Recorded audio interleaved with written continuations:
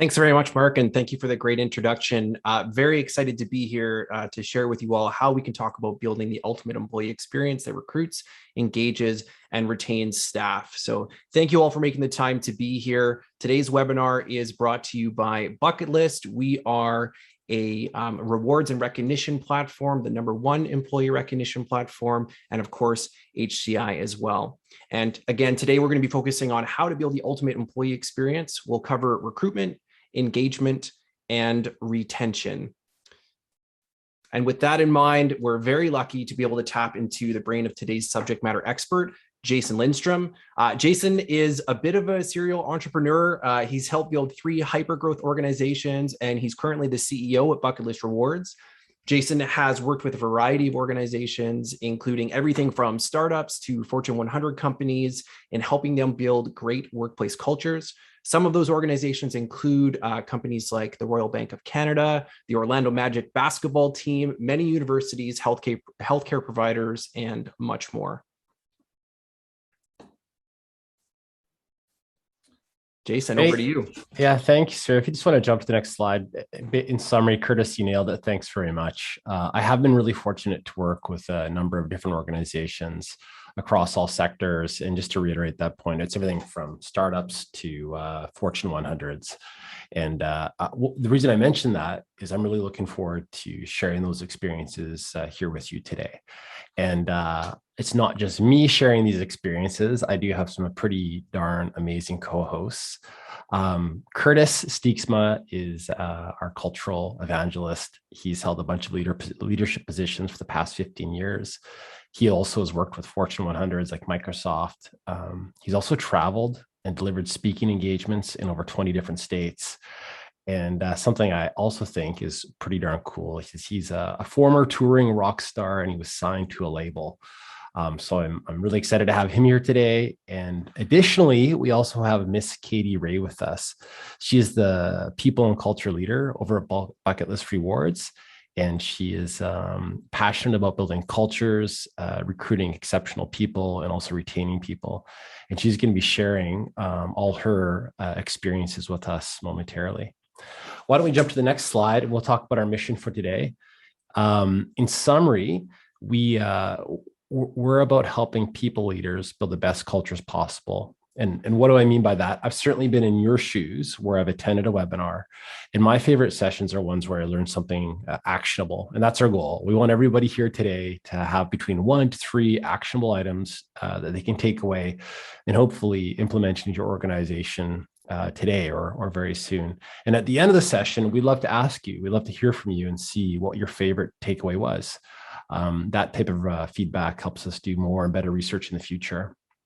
For an agenda, we're going to talk about how to recruit great candidates. We're also going to talk about how to provide an engaging onboarding experience, and of course, how to build a great employee experience. Questions are more than welcome. Please feel free to enter them in the submission window, and we're going to be tackling all the questions at the end. So let's get to the meat and potatoes of this presentation. And this is our first poll question. I'd like to ask you, the attendees, what % of new hires leave in the first 45 days of employment? And I'm going to let that run just for a second. And then why don't we pop up the poll results, if you don't mind? So it looks like you, the audience, guessed that less than 10% leave. Roughly, I love it, more than 50, around 50%. I love these dynamic charts. Very cool. And the second highest guess is 20%. Why don't we go ahead and advance to the answer? So it turns out 20% of staff of new hires make the decision to leave in the first 45 days. And what are we really saying here? What we're saying is that first impressions really matter. You want to try to do a masterful job of providing a great first experience. And Miss Katie Ray is going to walk us through that. One other really interesting stat I'd love to share is that 69% of employees say that they're likely to stay with a company for at least 3 years after a great onboarding experience. So if you provide a great onboarding experience, you'll minimize initial churn, and you also create this stickiness. You create this loyalty where people are far more keen to stay with your organization for a number of years. But if I could jump to the next slide, we're going to walk you through the whole journey. We're going to share our experiences, our best practices and tips. And Katie's going to be walking us through the recruitment part. So why don't we turn it over to her to share her thoughts and ideas? Thank you, Jason. So for recruitment, when we talk about the employee experience, we really need to take it back to the very beginning, before an individual is an employee, and focus on the start of the journey, which is the candidate experience. So we all know interviewing is a two-way street. As much as we're assessing an individual's fit with our company and culture and the role at hand, they're also evaluating us as a potential employer. The recruitment process is the applicant's first impression and offers insight into a day in the life at your company. And in a competitive job market, providing a first-class experience to candidates is important to attract top talent, and it also helps your brand as an employer. So the quote I shared here really, really rings true and is important to keep in mind for your recruitment process, as you and the hiring team really are acting as brand ambassadors for the company. So I'd like to share a story actually from my own experience that was kind of an aha moment for me early in my career.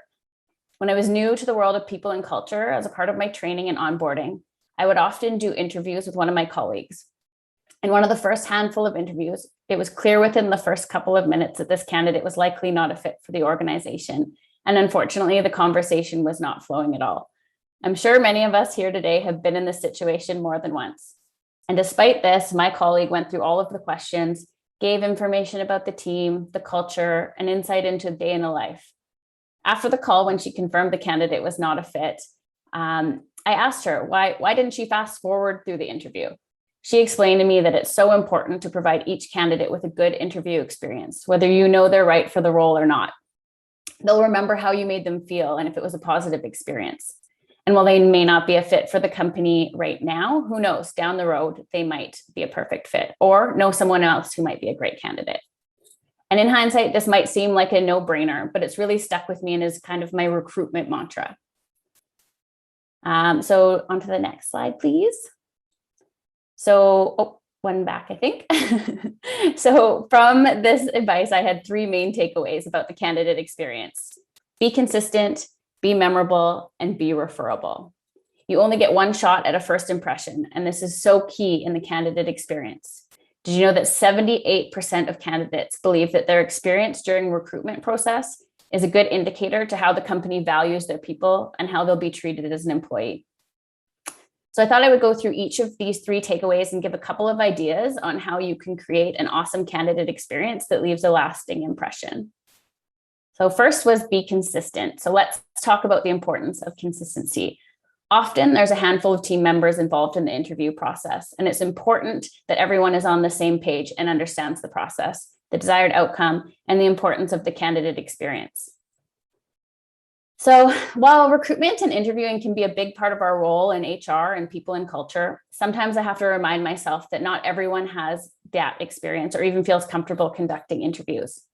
So to help create consistency and expectations around interviewing best practices, internally, we created a wiki page that covers the importance of the candidate experience and representing our employer brand during the process, just like we're talking about today. The wiki gives tips on everything from how to prepare for the interview or review the job description and the candidate's resume ahead of time, for example, to tips on delivering an engaging interview, as well as body language and nonverbal cues.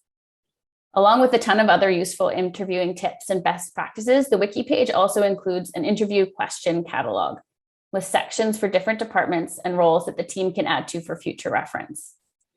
Overall, having the hiring team on the same page ahead of time will translate into a better experience for the candidate. So the second point, my second takeaway was be memorable. So because the vast majority of candidates are not going to be hired, how the non-hires perceive the recruiting process may actually carry the most weight in terms of your employer brand and reputation. This stat was interesting to me. Even after not being selected for a role, 67% of people would reapply for a position at an organization if they have a positive candidate experience. So that's super important. So how can you be memorable during recruitment? There are so many great and unique ways to stand out during the hiring process. but I wanted to focus on generating early engagement and excitement around the organization, which can be very impactful for potential team members. So Bucket List is a part of our recruitment process. We share our company vision with candidates when we invite them to the second round of interviews. It's also something we share again in onboarding and revisit quarterly as a team to track our progress towards that vision. You know, when I joined Bucket List, I realized just how impactful this piece really was when a candidate gave me the feedback that they'd never even seen the vision for their current company where they'd been for 5 years. Sharing the vision helped them understand the direction Bucket List was headed and got them really excited to be part of the journey. So this simple step of sharing the company vision and goals is a great way to create early buy-in and excitement. We also like to provide insight into working in our company. So make the interview a two-way conversation rather than just a back and forth question, answer. Wherever possible, we really try to showcase our company culture and provide insights and anecdotes. For example, if in an answer they bring up that transparency is something they value in an employer, you could reply that, you know, I love that you said transparency is important to you. That's something we really value here at our company. And here's how we're transparent with our team, and give them an example. Storytelling is such a powerful tool during the recruitment process. By sharing more details and insight, it not only builds excitement, but it gives the candidate a peek behind the curtain into what they can expect from the company as an employer. Next slide, please. So be referable. This one is important. We all know the power of social media, word of mouth, and of course, Glassdoor reviews. And while there are a ton of great ways to craft the experience to be unique to your organization and your brand, we can't forget about the basics. When preparing for this webinar and looking at statistics on the candidate experience, I was actually a little bit shocked at some of the data in terms of the interview process. And I'll share the stat that stood out most to me in just a minute here. So the overall objective should be to provide a smooth and painless process from the applicant standpoint. And I think sometimes we can overcomplicate the process and take the basics for granted.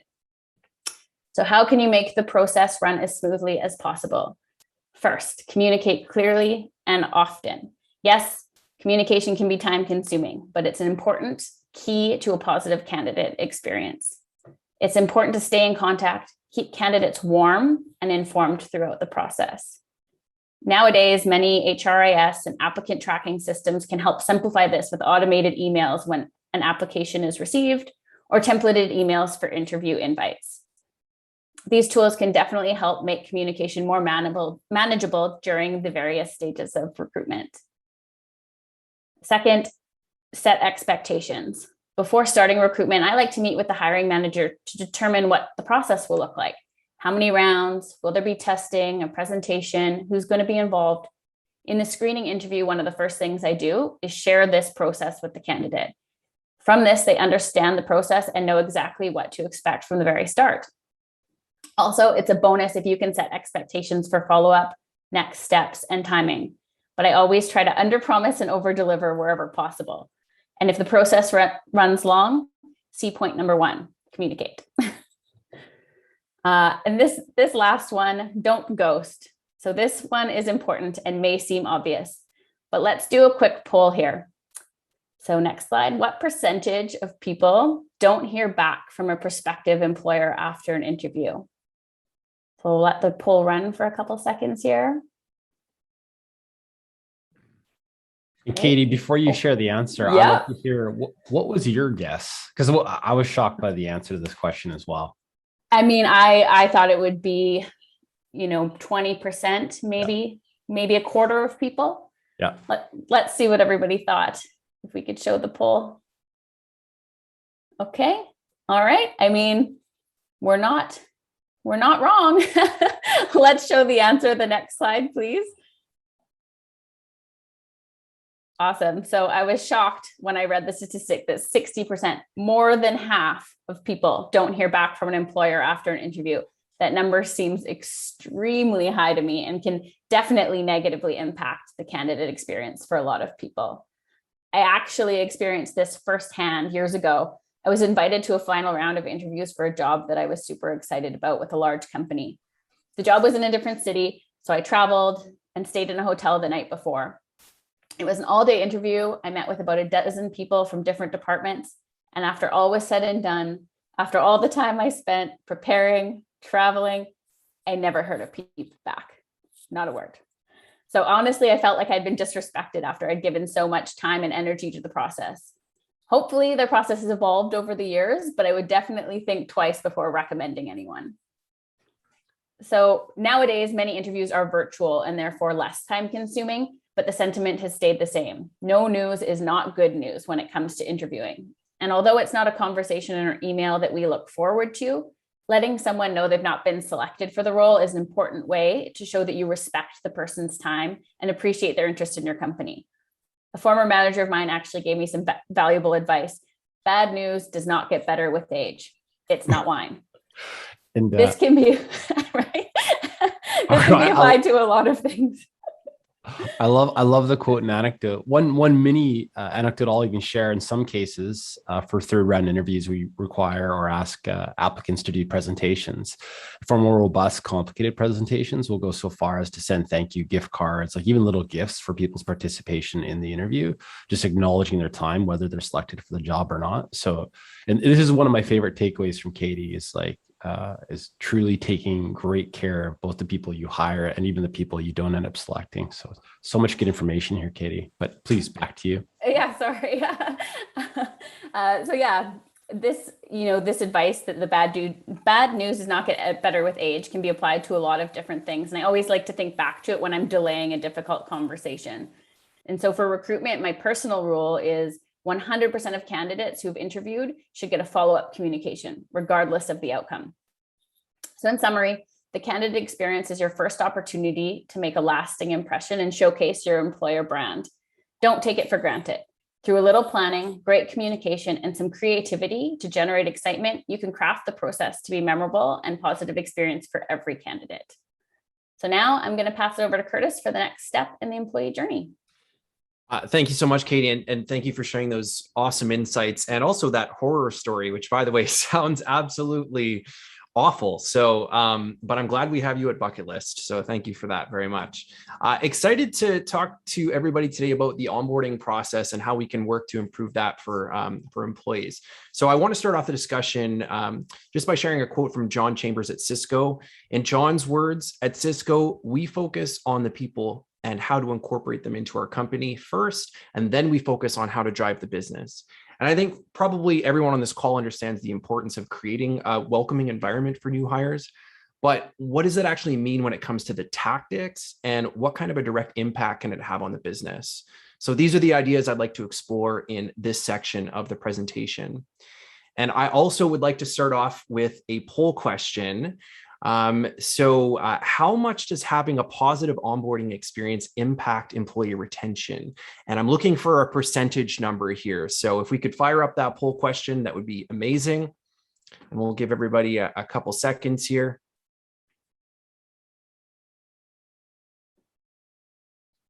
And if we could just show the results as they're coming in, that'd be great.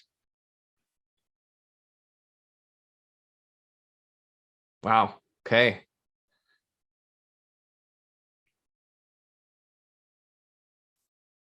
Awesome. Wow. Okay. Let's pop back to this slide. So the answer is 82%. So you guys were spot on with that one, which is super impressive. This is according to Glassdoor, by the way. So a very, a high number, and something we of course need to keep sort of top of mind here.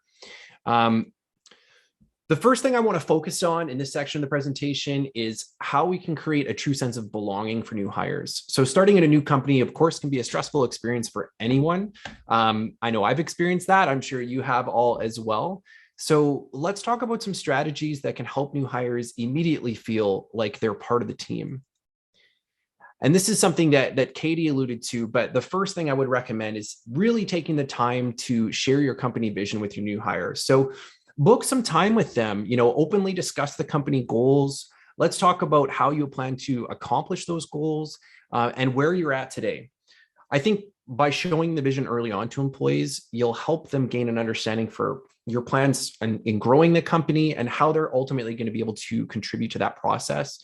Of course, it's also a great way to instill a sense of purpose early on for your employees. So I definitely recommend sharing the company vision. And I think this is really a great quote that summarizes ultimately what I'm trying to say here.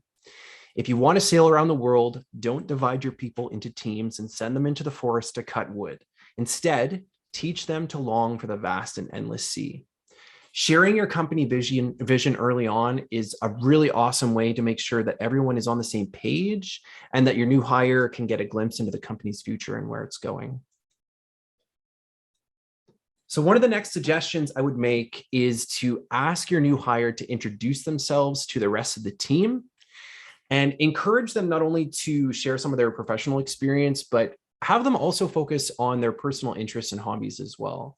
So for example, what we do at Bucket List is we first have a leader in the company introduce the new hire to everyone by basically building them up and saying something like, I'm very excited to introduce our new people and culture leader, Katie. Katie's an absolute rock star and she has a ton of great experience. Welcome to the team, Katie. And from there, Katie, please introduce yourself. And so we would pass it off to her to share some examples of her personal passions and some of the things that really interest her. After that, each person on the Bucket List team, of course, says hi to Katie, introduces themselves, and then they also share a personal fact or anecdote or something like that to kind of keep the conversation going. This exercise, although it sounds really simple, it encourages inclusion right from the get-go and participation from everyone on the team. It's honestly a ton of fun for us at Bucket List. We really enjoy doing it, and it gives everyone the chance to learn something really interesting about their coworkers. So our employees love it. I definitely would recommend that as a great way to introduce a new hire. And I wanted to share some other really great ideas that we've seen be very successful at companies that have used them. I also want to give a shout out to Angela over at Talent Lifecycle Designs for some of these amazing suggestions that she helped pull together for us. So over at Sunt, which is a construction company and general contractor, they have a lot of sports fans at that company, and they decided to create trading cards or baseball cards for new employees as they entered the company. I love this idea because you can include anything, sort of relevant or fun on those cards. It can be things like, obviously the person's name, maybe a short bio, their greatest accomplishment, a hidden talent, thing not everybody knows about me, random fact, whatever it is. It's a really fun way to get staff to get to know each other early on, and of course have a lot of fun while doing it. Another strategy that we've seen be really successful, although mostly pre-pandemic, but it could be a really great way to welcome people back into the office as that starts to happen, is decorate a new hire's desk like Nborder does. So they set up the new employee's desk with a ton of things like messages from other team members welcoming them to the group, maybe a welcome card, some photos of that person, and something like a small gift, maybe a gift card to Starbucks or something like that, just to let them know that they're welcome and part of the team. Something else that you might want to include with that is what Shopify does. They provide welcome kits, and a lot of companies do this. So each employee at Shopify will receive kind of like a swag bag that has branded merch there. So like a company jacket. I think they get pens and some other office supplies that help set them up for success.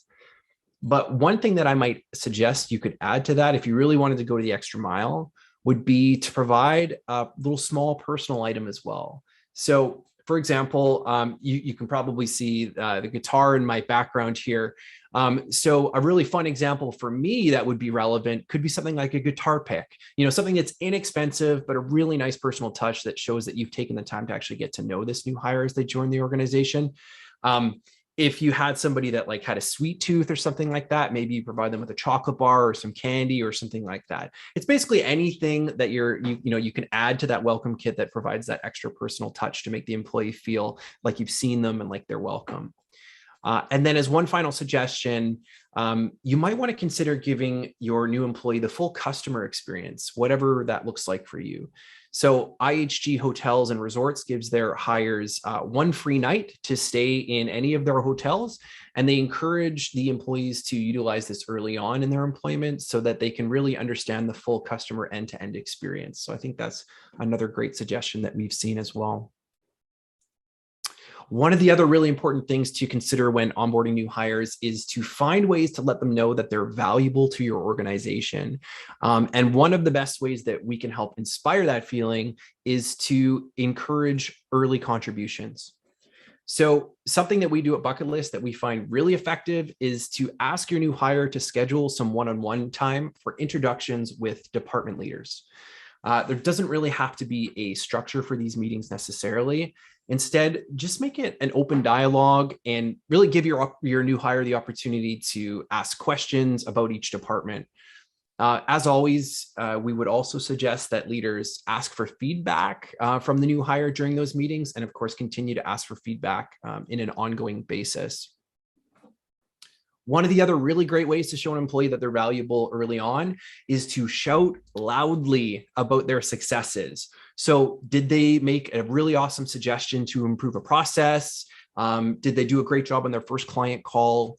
Whatever it is, make sure you find a way to shout about it in any way that you can. So if you have communication tools that you use regularly, maybe it's something like Slack or Teams, maybe it's a company newsletter or a town hall meeting.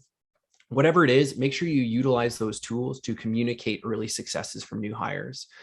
Be sure to call the employee out directly, call them by name, and thank them directly for their efforts as well. Because if you make it a big deal, they will immediately feel confident in their ability to deliver. And of course, that's going to be a win-win for everyone.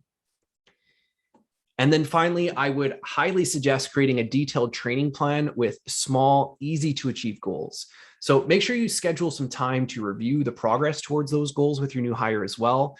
But you could include things like weekly milestones, specific training goals, clear KPIs. And if you can make those goals easily attainable, but relevant and important, you'll be setting your new hire up for success. If they're able to earn a few small wins early on, of course, somebody will ultimately develop a sense of confidence. They'll get excited about their work that they're doing, and they'll be able to continue to contribute at that level. Obviously, this process also provides sort of clarity on, the plan for new hire, gives them some clear direction, and shows them that you're confident in their abilities and ultimately empowering them to be successful. And then as a final note, I'd like to add that we all want to feel validated. So people thrive when they have a sense of purpose. We all want our great work to be recognized. And so it's important that we regularly remind employees, especially during the onboarding process, that they are being noticed, that they're doing a great job. I know this sounds probably simple and I'm probably preaching to the choir here, but it has a profound impact on how satisfied employees feel in those first few weeks. And, if we're going to ask why is that important? Well, according to Gallup, a negative employee onboarding experience results in hires being 2 times more likely to look for other opportunities, which makes sense, right? But here's the kicker. 88% of employees think that their employer did a poor job with the onboarding experience. 88%, which is truly a shocking number, but I actually think therein lies our opportunity. So think about how much you're spending currently on employee turnover on a regular basis. Taking small steps like these to improve the onboarding experience is an easy way to guarantee that you can reduce some of those costs. And then one final piece of advice that I would offer you is that you should be regularly asking for feedback from your new hire. Ask them what they thought of the onboarding process specifically and document their response. Ask them how you can improve that process, listen to their feedback because this is extremely valuable information. Here at Bucket List, we set a rock for receiving 9 out of 10 on our onboarding process for 100% of our new hires. We put together like a brief questionnaire and we asked each employee to complete it at the end of the onboarding. And if for some reason we don't receive a 9 out of 10, we book a meeting between the new hire and their manager to discuss ways that we can help improve the process for them. So to summarize this section of the presentation, onboarding is a crucial component of engaging new employees and reducing turnover. If you can make employees feel like they belong, like they're a valuable member of the team, and show them that their work is being recognized, you'll be one step closer to creating a culture of top performers. And with that, I would like to pass it back to Jason, who is going to take some time to talk about our first 30 and 90 days. Yeah, awesome, Curtis. I think that lays the great groundwork for this next section. So a couple of key thoughts that I heard you say was the importance for people to feel validated and included. And why don't we talk about how we can make that happen in the first 30 days? So if you jump to the next slide. So peer recognition is hands down one of the most effective leadership tools we have at our disposal. You can implement it for free. You can implement it today. And I'm going to share a bunch of kind of quick tactics on how you can make that happen. Why is peer recognition so impactful? A lot of companies, I think, feel recognition has to be driven from the leadership down, and leadership recognition is in fact really important and valuable. But a lot of times us as leaders will miss a lot of the great work that might be happening with frontline workers. So if you create a program where everybody is able to recognize one another, overall participation rates go way up. As a bonus tip, if you can get staff recognizing one another and including a corporate or company value, staff who are recognized for the value are going to feel far more close to the company's mission, vision, and values. And one more fun fact, employee recognition can lift employee engagement by more than 25%. I know sometimes there's a few naysayers with recognition, peer recognition, but if you look at any of the leading companies out there today, and that includes organizations like Google, organizations like Disney, they all have formal recognition programs in place. So how can you get this rolled out? How can you get started with this today? Something we do at Bucket List is we have a little activity feed where staff can recognize one another for the good work, and they can, of course, include a company value. But as a bonus tip, I know many of you have staff who are in a remote environment who aren't obviously in the office. And additionally, something else I've seen is people don't necessarily want to learn a new tool when it comes to, maybe doing something like recognizing. Recognition happens very naturally in email. It happens very naturally in instant messaging tools like Slack and MS Teams. So when you roll out your recognition program, be sure to plug it into your instant messaging tool, whether that's Slack or MS Teams. Over on the screen, you can see an example of what that could look like. A quick way you can do this today, all for free, is you can create a new channel. Maybe it's called recognition, maybe it's called core values, maybe it's called cheers for peers, whatever you want. Then invite all staff to join and have staff start recognizing one another for the company values. And so time and again, I've seen this rolled out, and I've seen participation rates of 90% or higher. I've seen some organizations with a consistent participation rate of between 90 to 100% for many years. In the case of Advisor Websites, they rolled out a peer recognition system on Slack, and they averaged 90% after 3 years. If you could jump to the next slide there. One other kind of fun way to bring this program alive is through brag boards.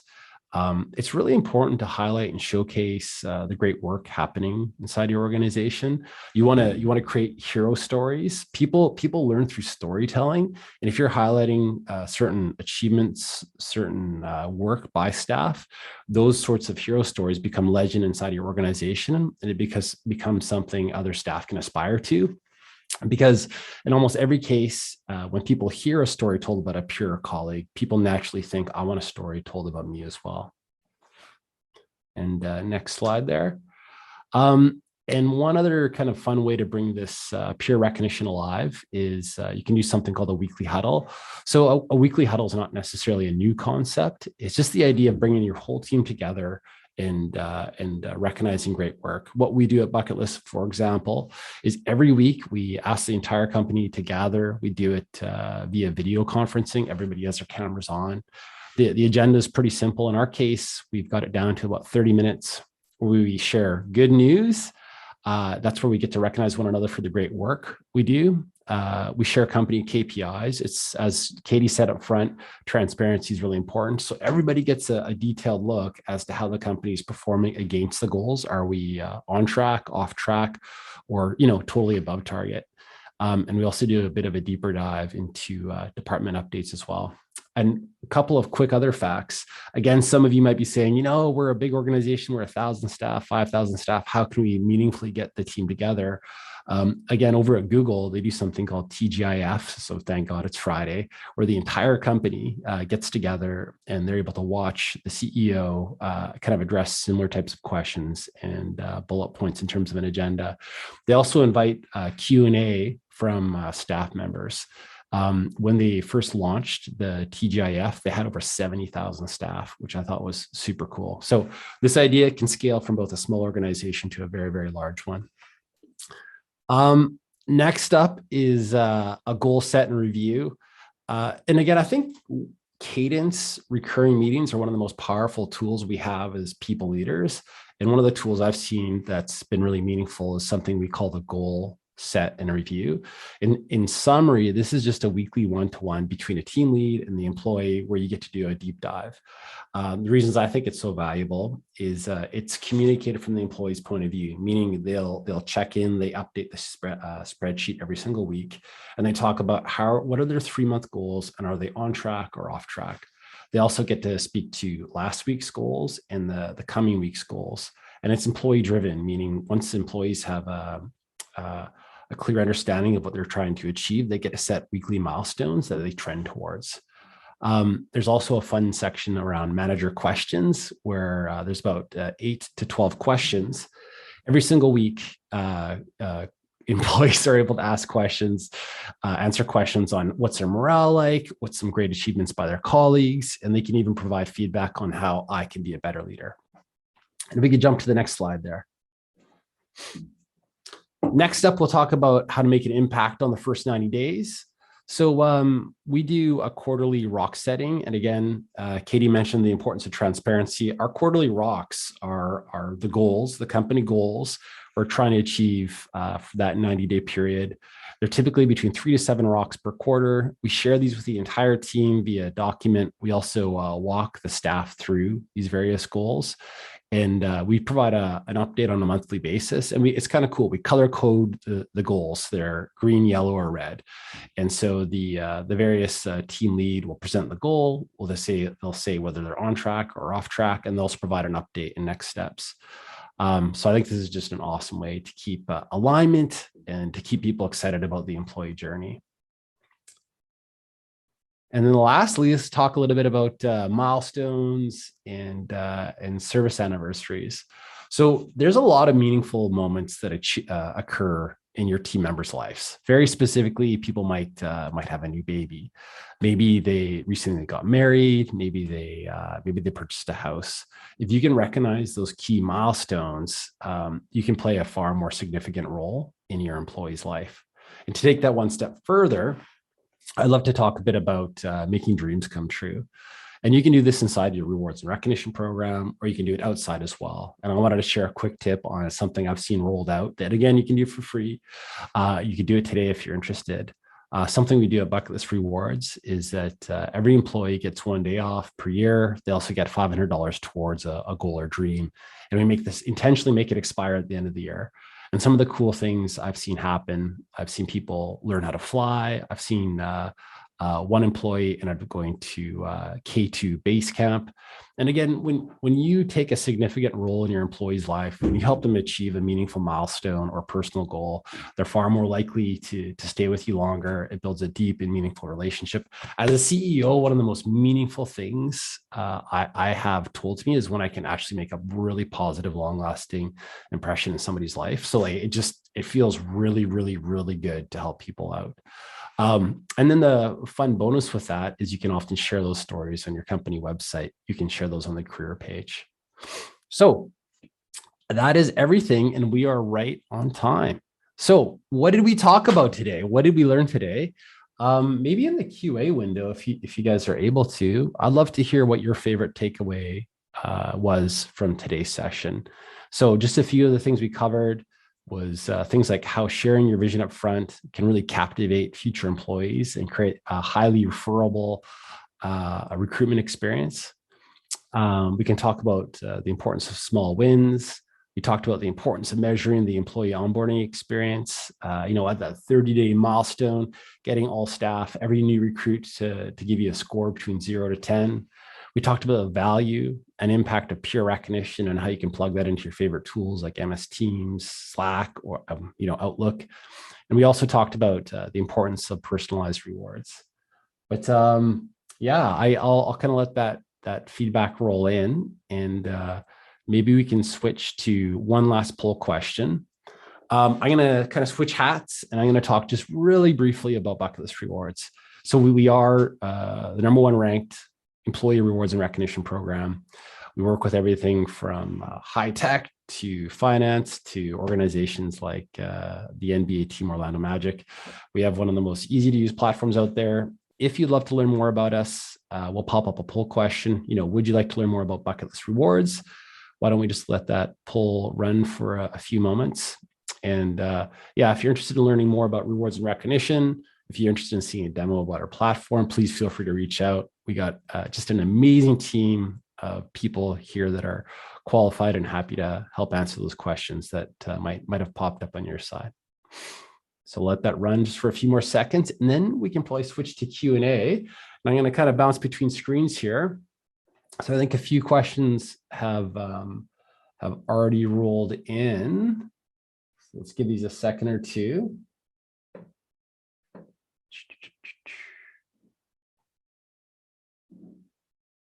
So first questions. From the ideas presented today, what are the most impactful? I'll start off, I'll give my 2 cents, but I'd love to get Katie and Curtis to share their favorite one. From my point of view, one of the most impactful things I think you can do as an organization is to have a clear, compelling 3-year vision, maybe longer, and to share that throughout the entire employee life cycle. So specifically for all new applicants, share your vision up front. Let them know what's in store. And if your vision is well written, it'll be compelling. It'll be a journey that they're going to want to participate in.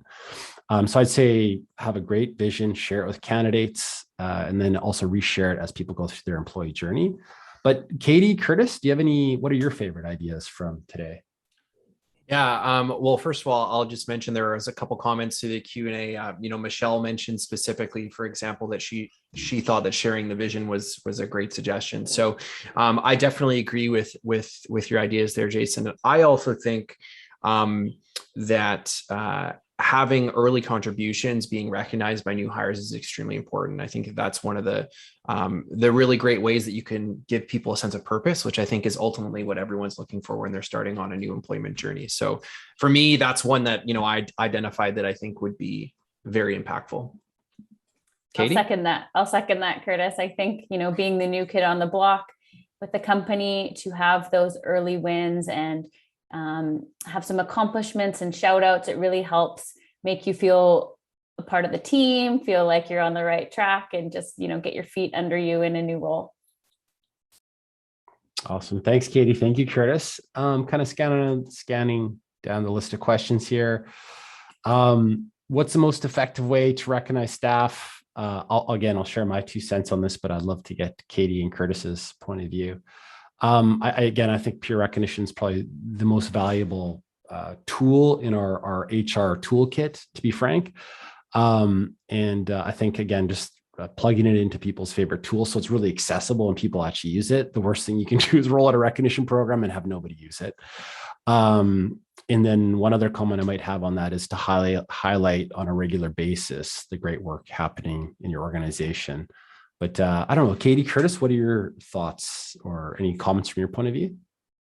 I'll speak from just a personal point of view. I really feel that rewards and recognition is contagious. So, when you receive, somebody recognizes you for doing something, you really want to, then you're thinking about, oh, who can I recognize? And it really is contagious and gets you thinking. And I just think it's such a cool culture of like supportive recognition. And yeah, I love that we shout it out every week and highlight the awesome work our team is doing. Yeah, I 100% agree with that. I think one of the questions I hear, all the time about this is, how do I improve company morale? And, how do I get people to actually engage and utilize a recognition platform, or get people to constantly recognize each other or call out good work when they see it?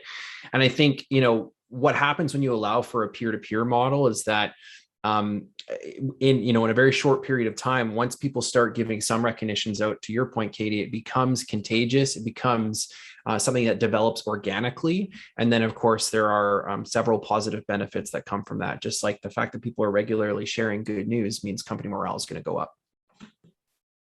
Awesome. And in the spirit of recognition, I saw a few comments came in the form of the question box. So I'd love to just read those out. So one is from Frankie. Thank you, Frankie. And you said that you really like the idea of having new hires share something about themselves. And then you shared the idea. We sent an email introducing our new hires to the company. This will be a great ad. So Curtis, nice one. I believe that's in reference to your comment.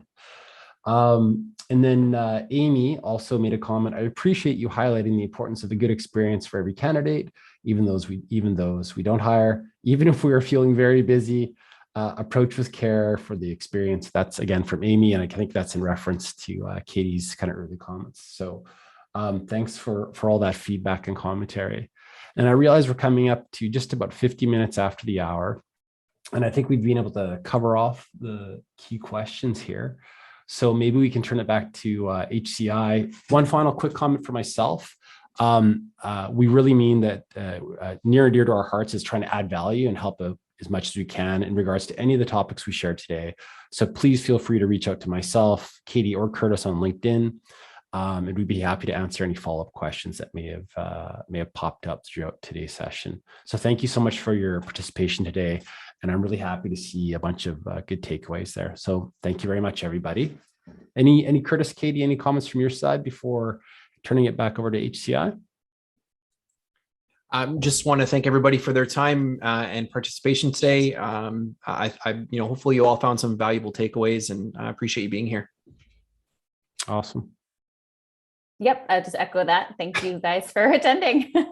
Awesome. Well, thank you, everybody. And yeah, let's turn it back over to Mark and the HCI. Thanks, Jason.